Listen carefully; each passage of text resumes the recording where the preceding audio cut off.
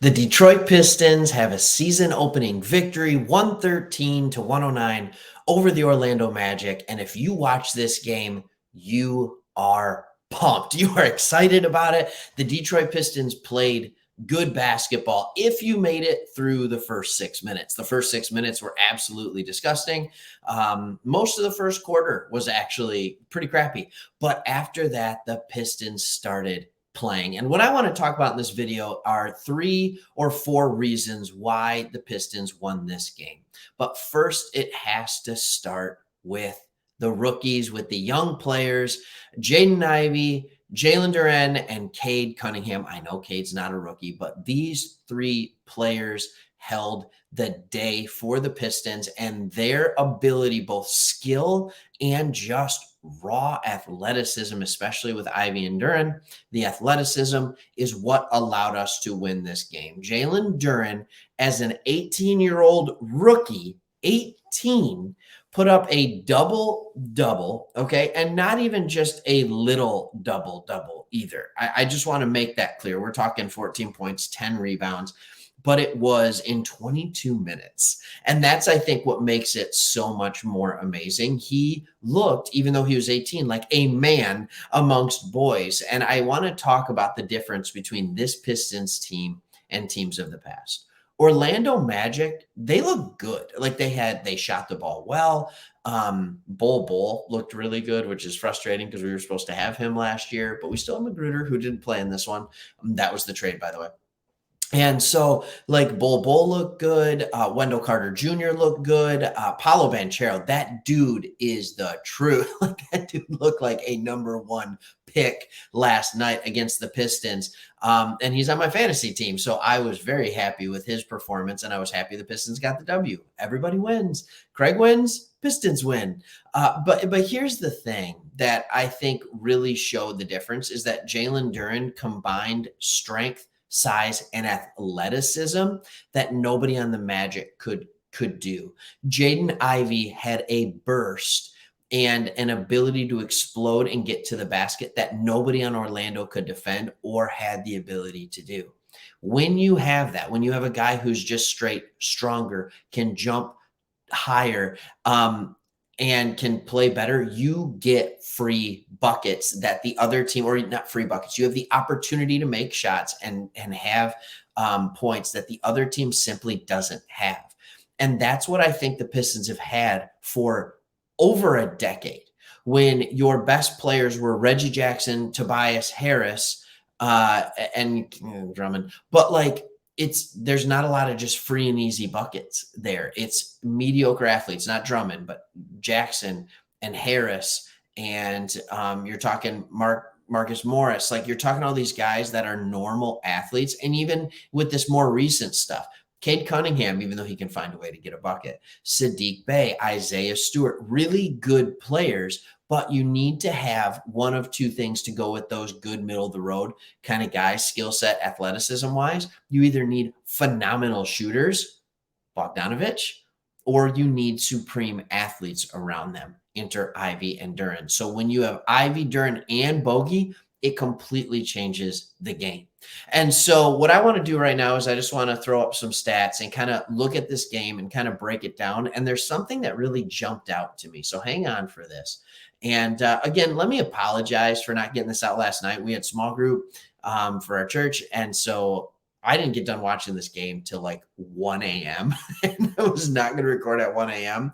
I didn't want to wake up the kiddos, but got up early before work here recording it. And so this is good. But let's look at these stats. And here's the thing that jumps out to me. The Orlando Magic outshot us. And by outshot us, I mean a higher percentage. They're pretty even in the 3-point category. They outshot us. They out-rebounded us. But yet we win. Why is that? And the answer is pretty simple. 1, we were a little more efficient from the free throw line. We had 5 more made free throws. And the other one is turnovers. We had 12 turnovers. We forced 18. And let me just pause here for a second and say what a big deal this is, because we started the game with 3 turnovers to their 0 turnovers. We started the game, I think, 0 of 8 or 0 of 11 from 3. So the fact that we came back and actually started competing in those and actually ended up putting up a good 3-point number is pretty amazing. But let's just spend a moment highlighting a couple players for us and why we did what we did. Then we'll talk about a couple players from the Magic and so on and so forth. But honestly, all I want to express in this video is my excitement for what the Pistons did and how they showed why we can be excited for the future of this team. After a preseason where it was like a snooze fest, they showed why we can be excited about this team. So let's just highlight a couple of players. First one we need to look at is Bojan Bogdanovic.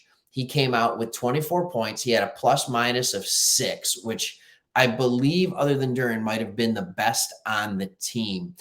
He had a plus 6 plus minus. He was 60% from 3, and you do have to understand, usually he would be at 40%, so he would make 2 less. But what he did, that spacing, is why Jaden Ivey had 19 points. That spacing is why Cade Cunningham was able to attack the basket in the second half. That spacing made the offense go. That spacing is why they couldn't collapse on Jalen Duren. I mean, just spacing. Kevin Knox tried to do it the second unit. He was bad. And we were really excited after the last preseason game, but he went 1 of 8, small sample size. But unfortunately, that kind of goes along what his career is as well, is just a guy who you want to be good, and he's not good. So let's the next person I want to highlight is one for a different reason, and it's a guy who had the bogey role last year. And Bogdanovic kind of played what Saddiq Bey is doing. Saddiq Bey, here's the crazy side of it. 5 shot attempts. 5. This is a guy who would routinely get up 15 shots last year. 20 in the preseason on some games. But here's what was different. He got to the line 4 times. He had 6 rebounds. He was kind of playing that 3 and D, but bogey was hot. So they kept getting him the ball. There are nights where Saddiq Bey will be hot.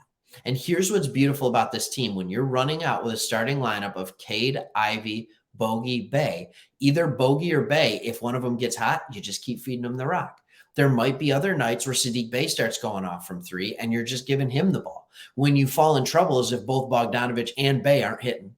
And so that's when you can get in trouble, but hopefully one of them will. Next, I want to highlight the hero is Isaiah Stewart. Isaiah Stewart did exactly what you hoped he would do. He did exactly what you would hope he would do. He played 26 minutes, not huge minutes, 5 rebounds. He played good enough defense, came away with a couple steals, but he hit the 3. He was proper spacing when there needed to be proper spacing. Him standing in the corner for the final play of the game when we hit the dagger 3, when he hit the dagger 3, Cade Cunningham driving to the basket, gets double teamed. They completely ignore Isaiah Stewart. They come down to guard Cade Cunningham, and Cade trusts his teammate. There was an interview, I want to say it was James Edwards, but he was talking to Cade and nobody was asking. So they're like, hey, what's going on with you in the preseason? You're not scoring, you're not this. And he just responded with, yeah, maybe with this team, it's not best that I just score and that I need to worry more about getting others involved. The very first regular season game, he trusts his teammate, and his teammate comes through with a huge 3, so much better than Cade forcing up a 2. And then Cade himself had a double-double. 18 points, 10 assists, played pretty well, had a few missed shots down the stretch, which is not normal for him. But I thought he played much better and is kind of rounding back into form of what he was last year. Still struggling with that shot a little bit. Jaden Ivey was he has already proven that he is one of the most explosive players in the league. Top 3 or 4 most explosive players in the league. And what I mean by that is just speed. He proved in one game, you can't guard him in the open court. You just can't. He can get to the hoop. And it wasn't with crazy dribbling. It was really just a better first step. And then off the bench, I want to highlight 2 people. And one of them is, of course, Jalen Duren. We already talked about him. Wow. He looked like a man out there. He looked good. He looked like a guy who said, nope, I want playing time. I'm going to keep playing, and I want to keep going. And Noel, even when you're healthy, dude, I'm the backup center and maybe the starting center at some point this year because he showed like I might be 18, but there are some things that I can do that nobody else on this team can do. And then can I just give a quick shout out as we're getting ready to close this video with a couple final remarks? Can I give a quick shout out to Corey Joseph? That I cannot overstate. The team is stuck. And at the end of the first quarter, maybe it was early second quarter, we haven't hit a three. We're 0 for 8, like I said, 0 for 11. I don't know exactly what it was. And he comes down and hits back-to-back threes on back-to-back possessions. And it's just like, thank you, Corey, for being that vet. That's just like, I understand it's the first game. This is how you shoot the ball.